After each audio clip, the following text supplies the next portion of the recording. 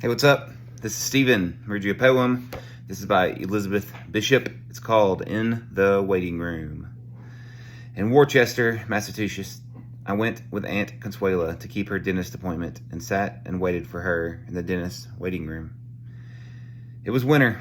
It got dark early. The waiting room was full of grown-up people, overcoats, lamps, and magazines. My aunt was inside, what seemed like a long time, and while I wait and read the National Geographic and carefully studied the photographs, the inside of a volcano, black and full of ashes, then it was spilling over in fire. Osa and Martin Johnson, dressed in riding breeches, laced boots and pitched helmets, a dead man slung on a rope, long pig. The caption said, babies with pointed heads, wound round and round with string, black naked women with necks wound round and round with wire like the necks of light bulbs. Their breasts were horrifying. I read it right straight through. I was too shy to stop. And then I looked at the cover, the yellow margins, the date. Suddenly, from inside came of pain.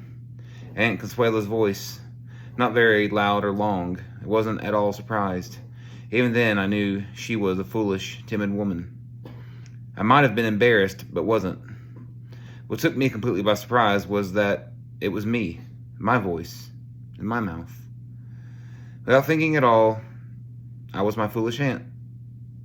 We were falling, our eyes glued to the cover of the National Geographic, February 1918. I said to myself, 3 days, and you'll be 7 years old. I was saying it to stop the sensation of falling off the round, turning world into cold, blue, black space. But I felt, you are an Elizabeth. You are one of them. Why should you be one too?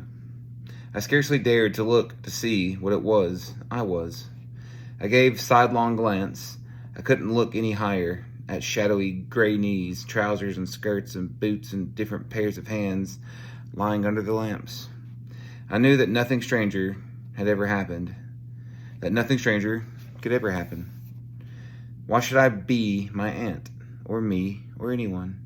Boots, hands, the family voice, I felt it in my throat, or even the National Geographic, and those awful hanging breasts held us all together, or made us all just one. How? I didn't know any word for it. How? Unlikely. How had I come to be here, like them, and overhear a cry of pain that could have got loud and worse, but hadn't? The waiting room was bright and too hot. It was sliding beneath a big black wave, under and another. Then I was back in it. The war was on.